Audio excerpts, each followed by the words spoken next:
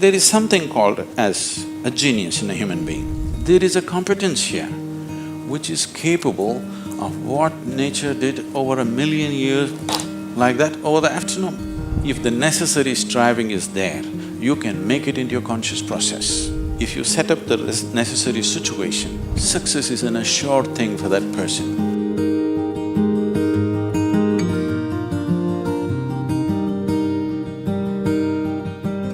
Small things or big things, it doesn't matter. In every single act, a human being longs to be successful. Life is an infinite number of doorways. If you're very diligent, you will open a few of them. If you're brilliant, you'll open many of them. But if you're truly vibrant, then they will open for you. The process of being successful becomes so complex for people that why they're working towards it is generally completely forgotten, and they will start evolving concepts of success, all kinds of concepts. What is being successful? I would like to… Can I tell you a joke? You're looking so serious.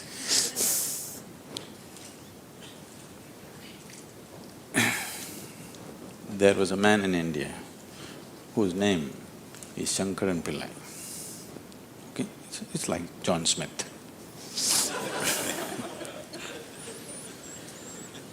His son came to United States. Obviously, an Indian young man means he's a software engineer. He went to Texas, Houston and started working there.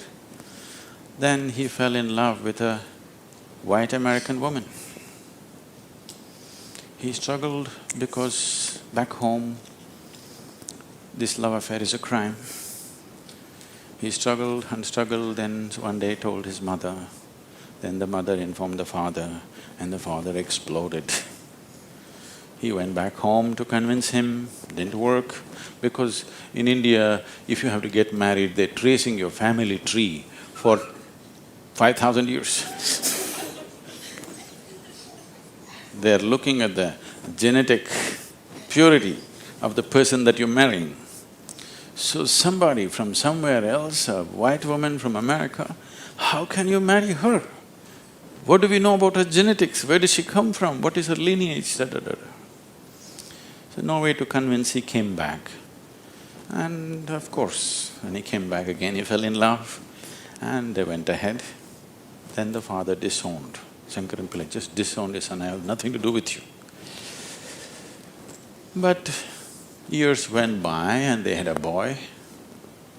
And the boy's picture from the day he was born, it was on the Facebook, and the wife sticks it in his face, and the little baby, and it is growing up every day and all the things. Slowly, you have disowned the son, but the grandson is a different matter. Slowly, within a matter of 1-2 years, he completely fell in love with this little baby that he has not seen. Things happened and people started coming from America, those who were traveling. Oh, you must see your grandson. You not seen him? Oh, you must see him, this is the fruit of your life. Slowly it caught him. Then he decided he's not going to see his son's face. He'll come to America and only see the grandson's face. And of course he's not going to look at that white woman.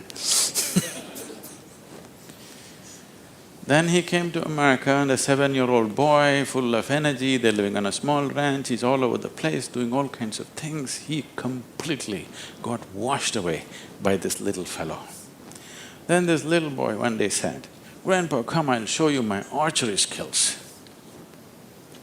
He took him to the barn inside and he went into the barn and there he saw 8 targets, all of them with the arrow in the bullseye.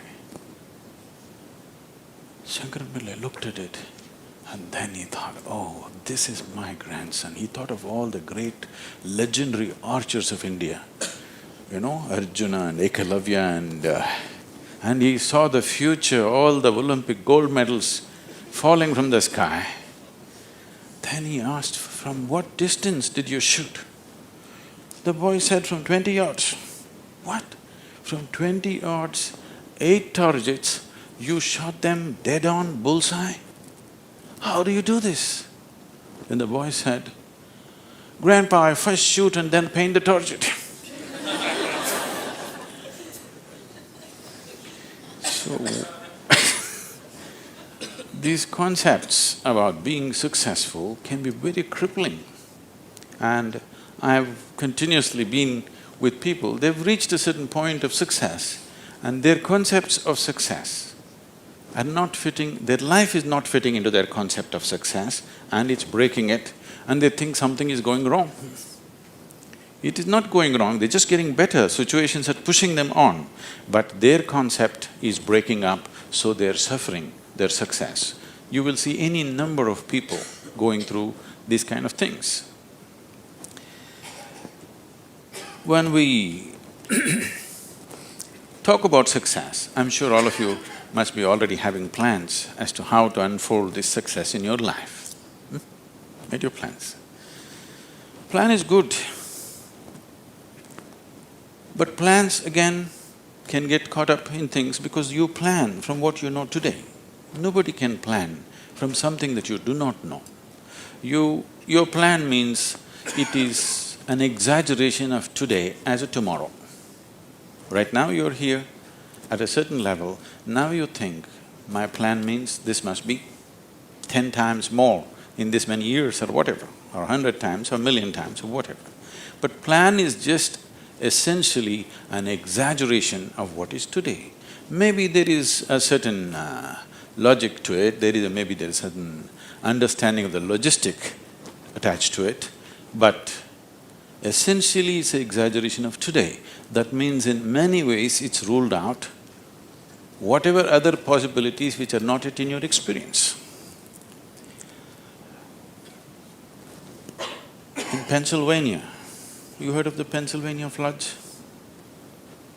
Pennsylvania has floods, you know. It once happened, a big flood came and water started rising in a small town and it rose up to the house is getting submerged. So 2 young boys got onto the roof of their house and they were sitting there. And then they saw a hat going up and down in front of the house. One of the boys asked, "What is that? Why is that hat going up and down?" So the other boy said, "Don't worry, it's my dad. Yesterday night he got into a fight with my mom and took a vow, hell or high water, I'm going to mow that lawn."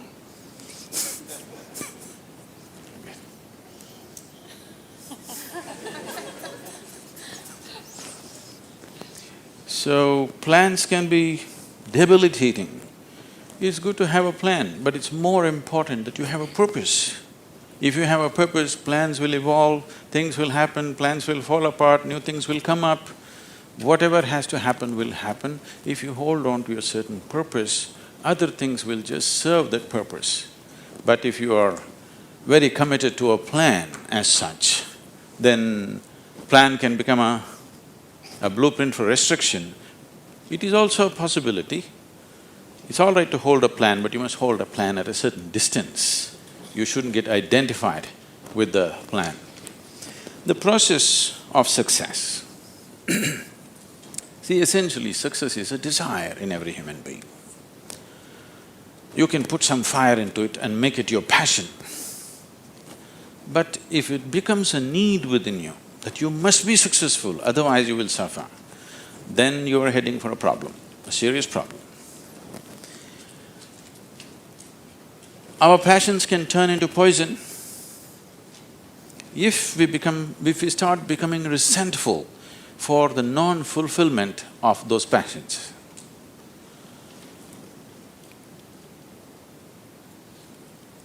When I say turning into poison, today there's substantial medical and scientific evidence to show that if you become resentful, when you resent something, when you're angry with something, when you're frustrated with something, we can medically today check, we can do a little bit of blood work and show you're actually putting poison into your system. These are poisons that you drink and you hope somebody else will die. Life does not work like that. If you drink poison, you die, and it's fair. It's very fair, isn't it? If you drink poison, you must die. I drink poison, I want him to die. It doesn't work like that. So these emotions always take away the fundamental ability. See, there is something called as a genius in a human being. Every human being has it, every human being touches it at some moment of life. But the question is, how often do you touch it? That's a question. You sparked once in your lifetime. That's not good enough. You must be sparking all the time, isn't it? What is genius? There are many ways to look at it. One simplest way to look at it is, when we say intelligence, we are always thinking logical thought.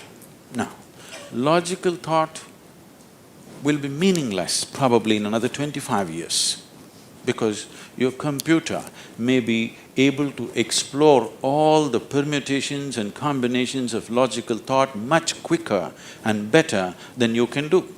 So touching the genius means there's another dimension of intelligence within you. What do you have for breakfast? Chicken in salad. See, he ate a chicken.